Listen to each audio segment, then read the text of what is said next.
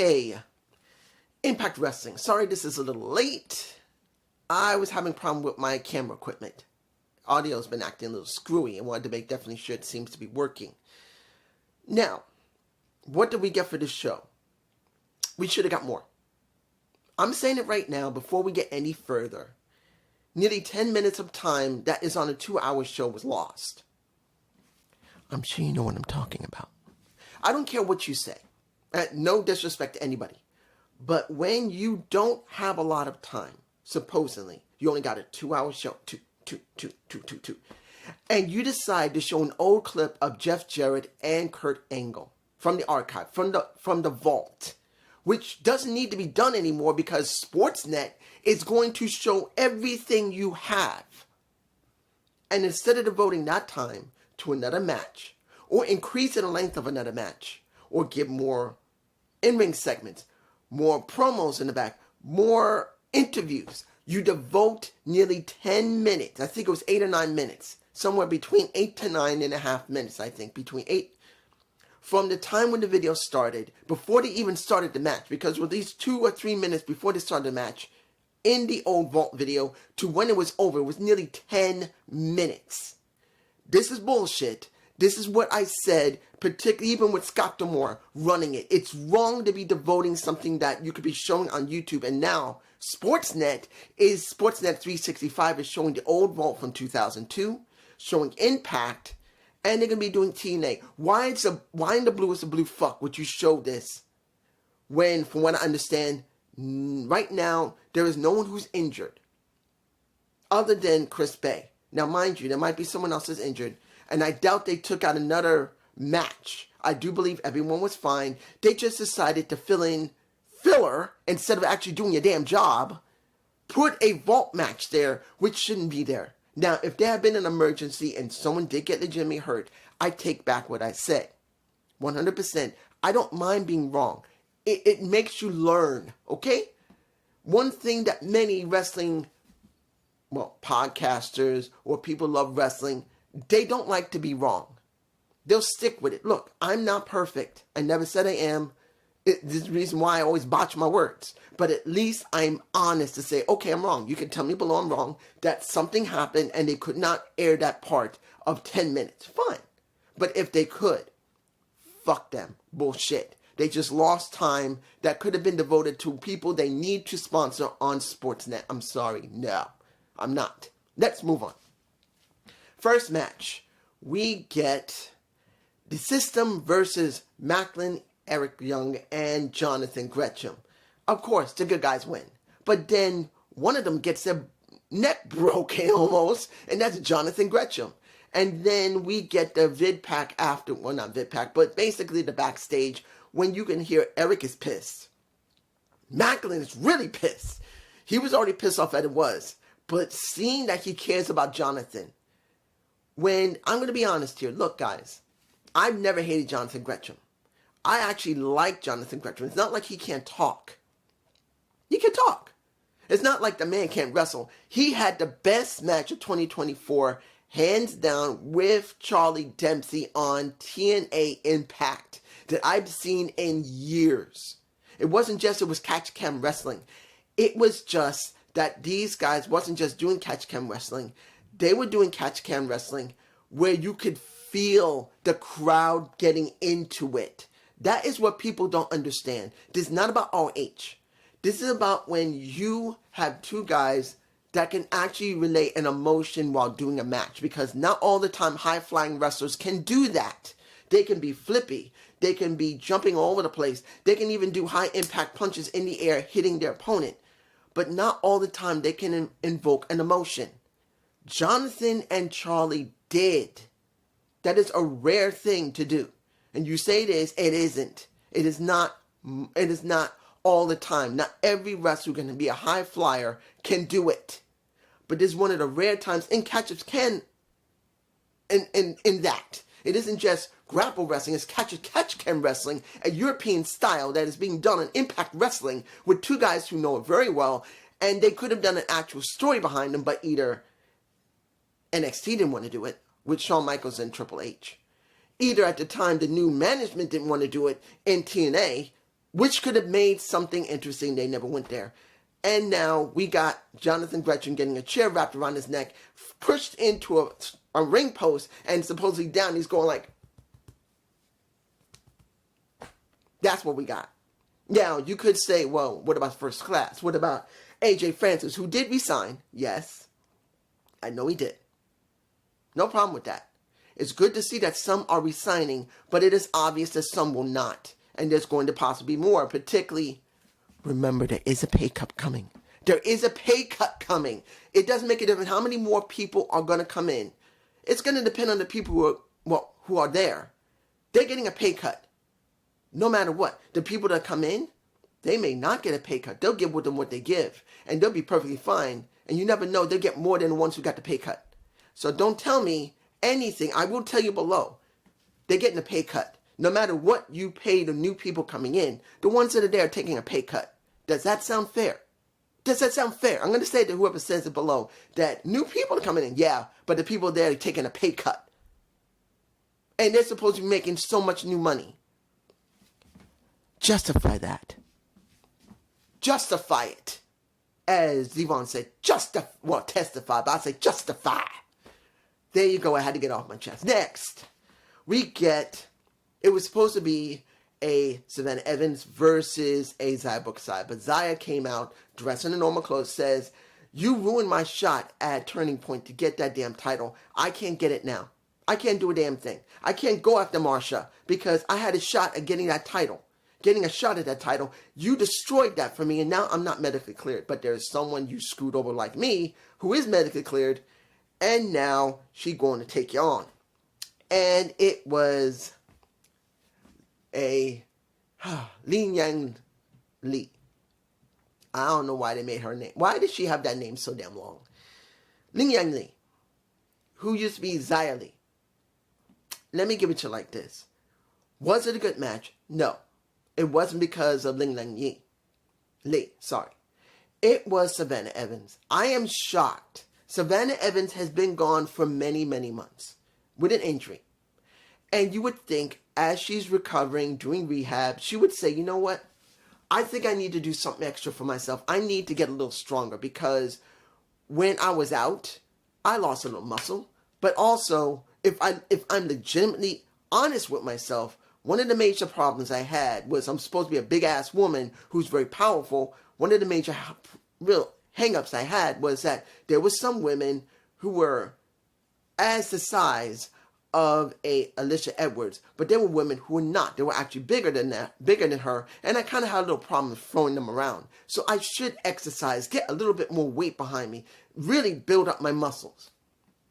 We didn't get none of that.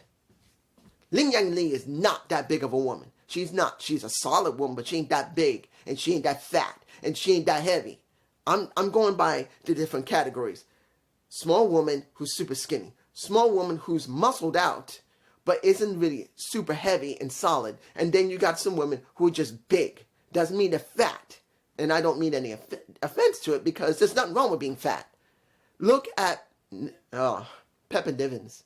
She a heavy-set girl, but she freaking gorgeous. She damn good looking.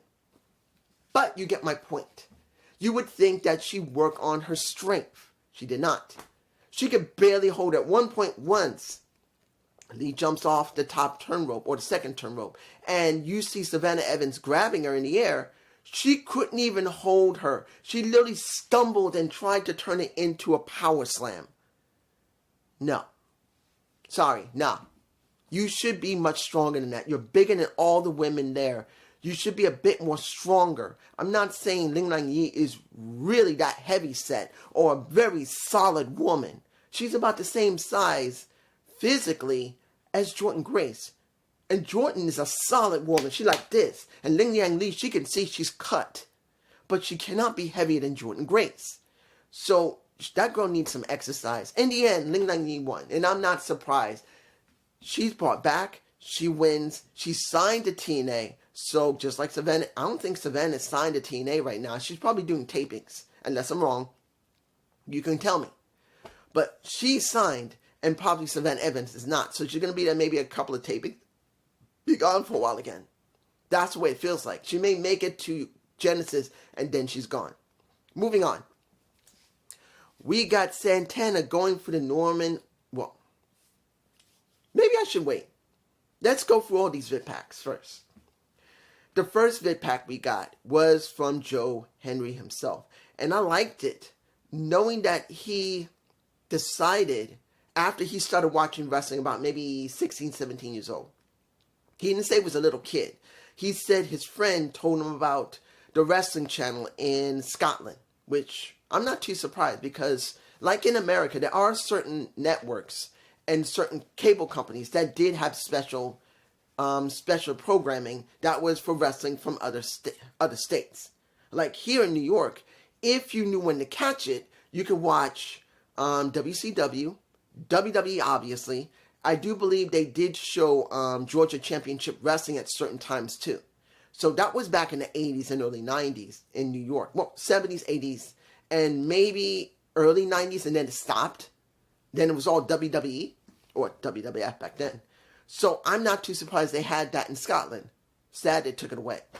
But I can understand what interested him. I understand why he fell in love with it. And he said on one iPod, the 6th or 5th generation iPod, it was iPod Video, he had the very thing that I learned about when it came to TNA. Look, 2006, Genesis, just like when it came to Joe Henry, that is when I learned about it. I've said this more than a few times, I never knew about TNA until after 2008 or 9. Because around that time, I really didn't have no cable in the mid-2000s. I couldn't afford it. I was paying for child support. I was paying for an apartment. This place, which isn't great, but it's where I've been living. I had child support to pay. I had bills I had to pay. I had to pay back not only my student loan, but part of my ex-wife's student loan when she left. And for me, I just didn't have money to get cable. Not anymore. I had to cut it off. I was watching DVDs at one point, and the only thing I had that was on a Saturday, and this is a funny thing, you would think, dude, if that's all you got, just DVDs, I said, yes, next to that, and Saturday morning cartoons. And just off topic, you need to understand when people don't have no money, and they got to survive on what they got, you will do what you need to. First, I had videotapes, which I converted over to DVD. And I watched that. And I had Saturday morning cartoons. When Friday night came, I had to go to sleep, set my VCR at the time to record Saturday morning cartoons. And when I came home after I finished work on Saturday morning into afternoon, I sit down. It would be like 5 o'clock at night because I had to be there early in the morning at 6:30 in the morning. And I worked until about 4 in most cases. When I got home at 5 or 6 o'clock, I watched Saturday morning cartoons going into Sunday. That's the way it was. And for me, 2008, when I had to go through a physical therapy because of my hip, I came across Genesis 2006. It comes back to where it's going. I watched DVDs. I found this DVD. I fell in love with Impact, which was TNA at the time, and that's what's one of the things that started me doing my wrestling reviews. Next to seeing other people do it and having hypertension due to stress. There you go. I'm sorry, that was a long-winded thing. I'm sorry. But I had to say it. So hearing him go through his journey to become what he is today, I liked it. It was good. Next, Iceman says, next week we will have the celebration by Elegance because Ash and Heather wants those TNA Knockouts Championships. They're going to win them, but we're going to have a party before it happens. Really? Before Genesis, they're going to have this, which is going to set up for the Genesis match, which I do believe they're going to do. Which, okay, fine. They are doing it. And they're going to be doing this. Fine. But they better win. Look, I like Spitfire. I'm not against Spitfire. But if you're going to do anything with Heather and Ash, which I believe Ash is now resigned, which is fine. I know many people don't like Ash, the former, let me give it to you like this. I was never against her, okay? I wasn't. I do believe that Dana could have been done, and that was Ash. They could have done more with her, but they didn't. She was always either secretary, she was always a good guy. She just started doing something interesting in NXT before they let her go. And as I said, she's been using that persona she began to build in NXT here. And good to see they do have a variation with the women. You may not like Ash. Yeah, you like seeing her sexy body. And she's not 100% a bad wrestler. She's an okay wrestler. But it's good to have variation on a show. If you have it just the same thing, straight wrestling, it's garbage. No matter how good of a wrestler she could be, if she has no personality, no character, no charisma, why the blue fuck do you watch? You gotta have more. That's one of the reasons why AEW is floundering right now. And if anybody says AEW is doing great, no, they're not. And believe me, I'm not against AEW. I'm not like JD, who's exploding out of his brain with rage because how bad AEW is, as well as Jesse. And I'm not like Alex either.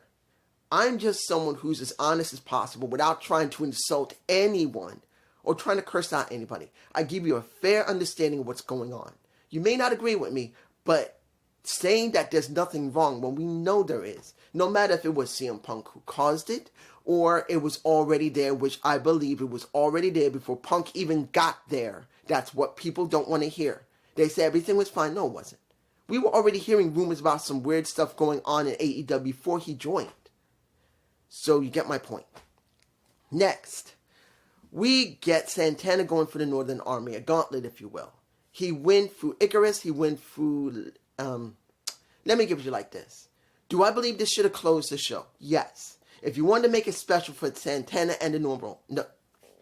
This is where I wish that video from the vault when it came to Jeff Jarrett and Kurt Angle was not aired. That you could have given them more time. In fact, I would have liked to see this at the end. If you want to make Santana feel legitimate, you should have closed the show with Santana, with the Northern Armory, where he went through Icarus, he went through Williams, and then, of course, you could still have the beatdown and him being laid out, and there would have been no problem, but you would have made Santana look more credible. Here, you gave him the time, but then it just doesn't feel like that it needed more. It needed something. It needed to be at the closing of the show. And then the next match. And I'm like, really? The Good Hands versus the Rascals. You know how long that match was? If I was right? You see how many digits? Digits. You see how many digits I'm holding up right now? 5. If my calculation is correct, it was 5 minutes, maybe 6. What was that? 5 to 6 minutes of a good hand match with the Rascals. 5 or 6 minutes. Really? Where's the extra minutes? You could have made it 10 minutes. You could have given it 8 minutes. Hell, we don't even know if it was 5 minutes. 6 minutes. I think it was 5 straight minutes of just the Rascals having a good hands match. That's setting up, of course, for the pay-per-view, but still. Why was the vault there? Now, like I said earlier, if the vault match was there because something happened and whatever they had there beforehand, something happened and they couldn't include it, they had to strike it out. My bad. I'm wrong. Fine. But if there was nothing going on, then this was stupid and you could have gave them more time. I'm sorry. That's the truth. Next, Moose. Very interesting here. Next to having Andrew Everett coming back out of nowhere, dressed in his ring attire, which I'm like, okay, he's going for a match, but wouldn't it have been better that you brought him out earlier? You could have done the segment with Moose in the beginning of the show and then let Andrew get dressed. But he comes out with a... Have you noticed that Alicia's been working with Moose a lot lately? Not saying anything's going on with them, but Alicia has really become their mouthpiece when they want to get a heat. Saying, do you know something? Dude, it's good to see they are utilizing her where she really needs to be. She is a mouthpiece. She's a heater. She is meant to be a manager. And I'm glad to see that Moose is working with her. And any other time you see her going out there and wearing that cut top with what little booby she got, ain't nothing wrong with that either. But when he said, when it comes to dealing with Ace Austin, when it comes to Genesis, this ain't gonna last long. And he tells Alicia to hold the title and throw it out the ring because I'm not using that piece of junk anymore. I'm introducing a new belt for the X Division. And that's when Andrew came out, got pissed off. He said, how dare you throw the belt out there? I wanted that belt my entire life. Ever since I was wrestling, I knew about TNA. I wanted it. And you're throwing it out. I am a true X Division wrestler. And then we get a preempted X Division match where most of that match, pretty much, Andrew kicked very little ass. But then Moose destroyed him, which is not surprising. But now, knowing that Moose is introducing a new X Division title, I think we haven't had an update of the X title in a long time. I do know it was originally called the X title. Then it was called the X Division title. Will they rename it again? Or will they leave the X Division name brand on it? And what type of title is it going to be? Let's hope it's something interesting. Let's hope maybe someone from TNA spoke to someone in TKO WWE, got the same people who produce belts for them, and say, look, we need a special type of belt that is meant for the X Division. They make it. Boom. We got something special. All right. Let me see here. I'm going to say this. Am I interested in seeing the Rosemary match with Marsha Slamovich? No. Because I haven't felt anything from Rosemary. Yes, she's been getting TV time with NXT, even though she's been getting a butt kicked. And she had TV time on regular Impact TV, which on some case she got a butt kicked, other times she's been winning. For me personally, I really wanted a more better built Rosemary, honestly. I felt like she's kind of been given the shaft. But I've said this multiple times for months now. The real woman Rosemary, she went to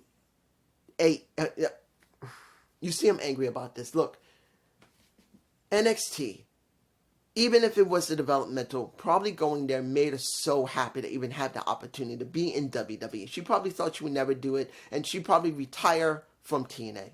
That is a rare thing for people to get, to go to another promotion that's very exclusive. That's the truth. It's hard to get in some promotions sometimes. And she got that opportunity, which I'm happy for her. And she probably had no problem jobbing her ass off. But as a fan of Rosemary, not a diehard fan, but a fan, I felt like she deserved better. If Rosemary saw this, say, hi girl, I'm not against you going to I'm not against you in NXT. I know you loved it, and I was happy to see you there. But I just didn't think you got treated well. I'm sorry. This is just my humble point of view. And then being in TNA, being on Impact where it seemed very spotty at best, I felt you deserve better. You deserve a better build than what you've been getting. And yes, when she had that moment with Raven, where he talked about, well, she wanted to do the Clockwork House Orange match, because she wants to really make a Marsha who had a strange, looks like LSD trip because of the mist she got put in the face. Because it showed a Marsha after the match, and she's all in the kaleidoscope, and she's going like, Look, if a woman is that messed up, 3 things. 1, take her to a hospital. 2, if you're around her, make sure you don't get too close to her because you don't know how she's going to act. She could hurt you or she can rape you. And 3, and some guys would be stupid to try and rape her, which I would not recommend. That's wrong. It's not right.